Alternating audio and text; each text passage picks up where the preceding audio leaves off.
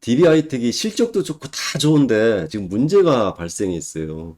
아니, 저 정도면은 보통 이게 가격이 4만 원대 놀고 있으면 안 되는 그런 밸류 가치인데 너무 터무니없는 가격이 지금 놀고 있습니다. 그래서 그거에 대해서 왜 그런지 한번 하나하나 좀 체크를 해봤는데 여러 가지 이슈가 있지만 분사 문제가 있어요. 분사. DB하이텍이 분사를 검토 중이라고 발표를 했거든요. 이 내막이 좀 있습니다.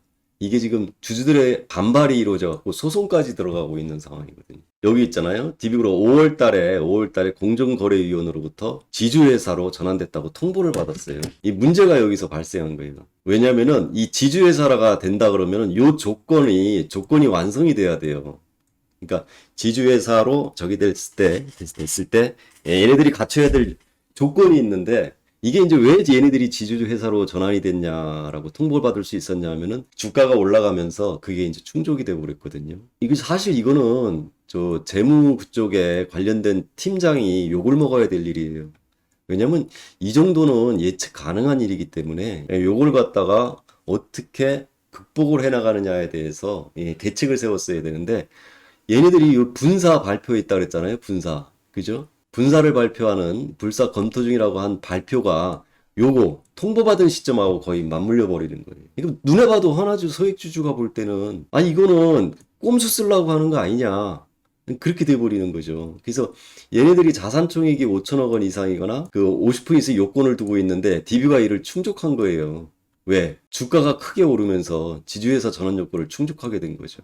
근데 얘네들이 DB하이텍 주분을 갖다 12% 갖고 있거든요. 근데 얘네들이 12% 갖고 있는데 요게 지주회사라 그러면 요게 또 보유 비율이 또 달라집니다. 그래서 그거에 대한 얘기가 뒤에 나올 거예요. 그래서 요 실질적으로 지주회사로 통보되면서 얘네들이 공정거래법상 전환 요건을 충족하게 되면서 해결해야 될 까다로운 문제가 발생한 거예요. 근데 이거를 갖다가 재무팀장이 미리 알고 이 통보받기 이전에 대책을 세웠다 그러면 그나마 그 의심은 안 받았을 건데 그 통보되면서부터 분사 얘기가 나왔거든요. 그러니까 문제가 발생되는 거예요. 자세하게 들여다보면은 이제 하나하나 살펴보면 그렇습니다. 이게 지금 제일 핫한 문제이기 때문에 제가 지금 이 부분에 대해서 언급을 해드렸는데 지주회사 전환 이슈 요거에 하나의 문제가 있고요. 회사에서 주장하는 거는 사업적 측면에서의 경쟁력 강화라는 측면에서 분사를 얘기하고 있거든요. 지주회사 전환 요것도 이 문제가 있지만 이 두 가지 측면에서 지금 논란에 휩싸이고 있는 모습이에요. 그게 무슨 말이냐? 요거는 방금 설명드렸듯이 공정거래법상 지주회사 전환 요건을 충족하게 되는 까다로운 문제가 있다라는 관점이고요. 그죠? 요 사업적 측면에서 경쟁력 강화라는 거는 요거는 그거예요. 얘네들이 반도체 설계 전담 부서인 요번에 분사하려고 하는 브랜드 사업부가 있거든요. 요게 이제 반도체 설계 전담까지 해요. 설계까지. 근데 얘네들이 팹리스라는 게 반도체 설계 전문 기업 업체들 그 고객으로 두고 있거든요. 얘네들이 이걸 갖다가 지네들이 만들면서 설계를 하면서 그거를 막 나눠주고 그랬어요. 왜냐면 지네들이 주 업종은 파운드리 위탁 생산이기 때문에 그런 걸 많이 해야지. 그죠? 대중화를 시키고 일종의 많이 이렇게 퍼뜨려 놔야지 이 자기네들이 이제 일감이 많이 들어오는 거잖아요. 그죠? 근데 이거 맨 초반에는 이제 그거를 좀 활성화 시키려고 했는데 하다 보니까 자기네들도 어느 정도의 그 기반이 돼 버리거든요. 근데 가만히 보니까 자기네들 그 고객들이 반도체 설계 전문 기업들이 많아요. 그러다 보니까 이제 기밀 유출 발생이 문제가 될 수 있는 거죠. 그래서 안 되겠다 싶어 갖고 설계 부문 분사로 인해서 모두 그죠?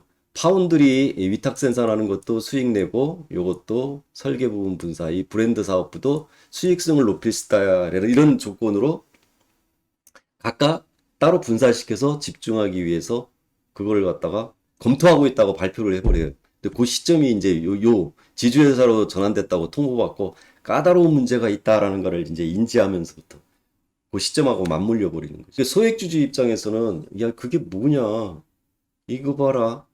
근데 좋다 이거예요. 분사하는데 좋다 이거예요. 각각 사업 수익성을 높여?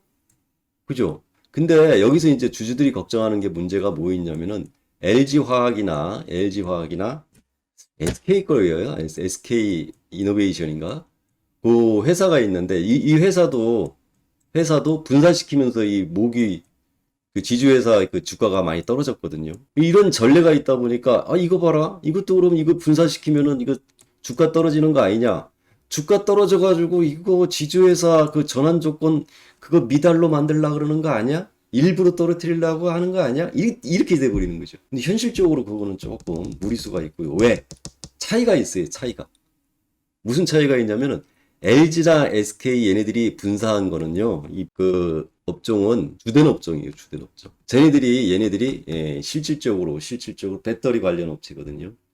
아, 각광받는 거 있는 거를 갖다가 분사시켜 갖고 여기를 집중하기 위한 거니까 얘네들이야 당연히 알짜배기 빠져나갔으니까 주가 떨어지는 거 당연하죠. 근데 얘네들은 아니에요. DB 하이텍은 그 집중되는 알짜배기 기업이 나가는 게 아니라 그 한 20% 상담하고 있는 20% 담당하고 있는 반도체 설계 전담 부서를 갖다가 분산시키는 거거든요. 그러니까 요거하고는 차이가 있습니다. 그래서 이게 떨어진다고 해서 DB 하이텍에 어떤 큰 타격이 주어진다 이렇게 얘기할 수는 없는 거거든요. 일정 부분 타격은 있겠죠. 하지만 그렇게까지 여기처럼 우려할 만한 그런 일은 없다라고 보는 거죠. 그럼 소액주주가 그럼 문제될 게 뭐가 있냐? 이게 그럼 불만 가질 게 그렇게 크지 않지 않냐? 그렇게 있는데 문제는 이제 그런 거죠. 여기서 반도체 설계 전담 부서 이렇게 분사하게 되면은 이 100% 이거는 지주회사가 갖는 거거든요.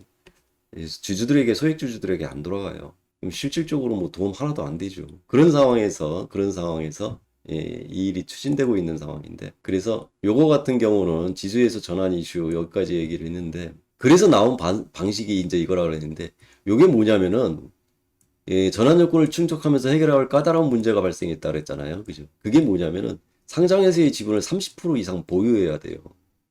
지주에서는 공정거래법상 12% 보유하고 있다 그랬잖아요. 12%. 그럼 18%를 더 추가 확보해야 된다는 얘기거든요. 지분을. 그럼 그거를 갖다가 지금 현재 주가 또는 또 뭐 올라갈 수도 있고 내려갈 수도 있지만 보통 생각하는 게 3천억에서 5천억 정도 든다는 얘기예요. 아유 이거 어디 있어요. 지금 같은 미래가 불확실성 시간에는 현금을 확보해야지.